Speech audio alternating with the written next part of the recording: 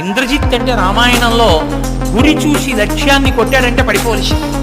అంత లక్ష్య శుద్ధి కలిగినటువంటి మొనగాడు. అటువంటి ఇంద్రజిత్తు ఒక్క బాణంతో పడదామని చూశాడు. బాణ పరంపర కురిపించాడు, మండలాకారంగా ధనస్సు తిప్పి. అంటే ఇలా పట్టుకోవడం మానేసి ఇలా పట్టుకుంటారు. పట్టుకుంటే ఏకకాలం అనేక బాణములు విడిచిపెడతారు. ఇన్ని విడిచిపెట్టినా దొరకకుండా బాణాలకి మధ్యలోంచి తిరుగుతున్నారు హనుమ. ఈ హరివీరుడి యొక్క వేగాన్ని ముందు ఆపితే తప్ప ఈయన్ని పట్టుకోవడం కుదరదు, ఈయన్ని కొట్టలేము. కాబట్టి ఈయన్ని ముందు అస్త్రము చేత బంధించాలి. అస్త్రము అంటే మంత్రశక్తితో ఉంటుంది. కాబట్టి ఈయన్ని పట్టుకోవాలంటే సామాన్యమైన అస్త్రం సరిపోదు, బ్రహ్మాస్త్రం వేస్తాను అనుకున్నాడు. ఒక్కసారి బ్రహ్మాస్త్రాన్ని అభిమంత్రించి విడిచిపెట్టాడు. విడిచిపెడితే అది వచ్చి హనుమ యొక్క వేగాన్నంతటినీ తగ్గించి ఆయన్ని పట్టుకుంది. కానీ హనుమకి వరం ఉంది.